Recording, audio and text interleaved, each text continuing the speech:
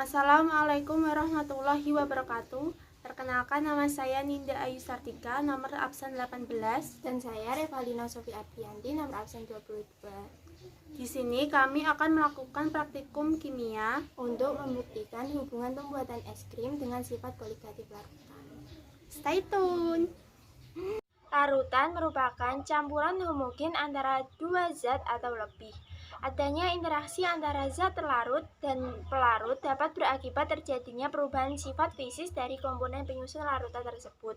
Salah satunya adalah sifat koligatif larutan.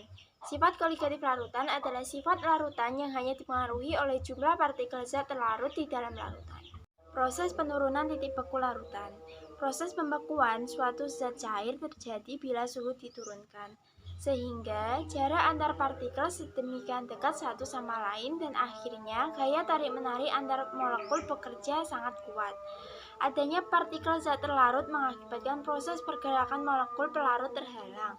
Akibatnya, untuk dapat lebih mendekatkan jarak antar molekul diperlukan suhu lebih rendah. Jadi, titik beku larutan akan lebih rendah daripada titik beku pelarut murninya. Alat dan bahan yang digunakan dalam pembuatan es krim yaitu susu kental manis, coklat bubuk, garam, sendok, baskom, kaleng, dan juga air. Langkah pertama dalam pembuatan es krim yaitu masukkan es batu yang sudah dihancurkan ke dalam baskom. Untuk membuat adonan es krim, masukkan 2 saset susu kental manis dan 2 saset coklat bubuk. Kemudian, tambahkan air secukupnya.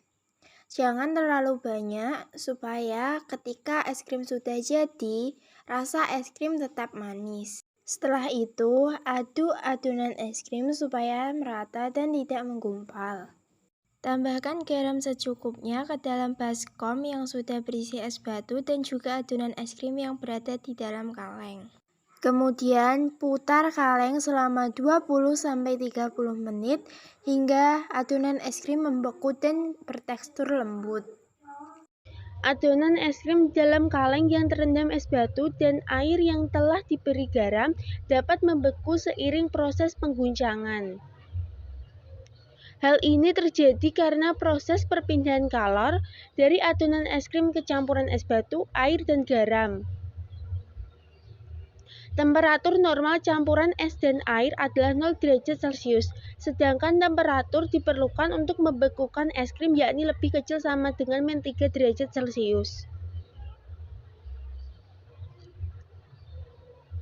Untuk mencapai suhu tersebut perlu ditambah garam atau zat terlarut lainnya. Garam berfungsi menurunkan titik beku larutan. Garam larut dengan es yang mencair membentuk air garam dan menurunkan temperaturnya.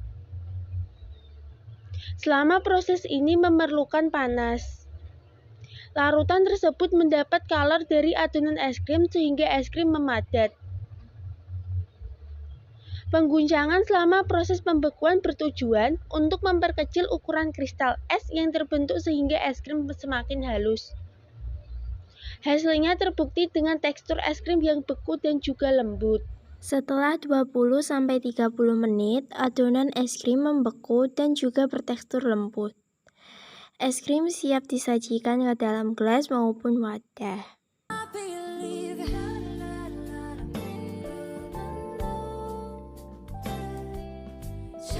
Kesimpulan, sifat koligatif larutan adalah sifat larutan yang hanya bergantung pada jumlah partikel zat terlarut dalam larutan. Penurunan titik beku adalah perbedaan titik beku akibat partikel zat terlarut. Pembuatan es krim dengan campuran es dan air dapat dilakukan dengan penambahan garam sebagai penurun titik beku larutan, sehingga terjadi proses perpindahan kalor dari adonan es krim ke campuran es batu dan air garam. Inilah hasil es puter kami. Rasa coklatos dengan topping wafer. Sekian praktikum kimia yang telah kami lakukan. Terima kasih. Wassalamualaikum warahmatullahi wabarakatuh. Dadah.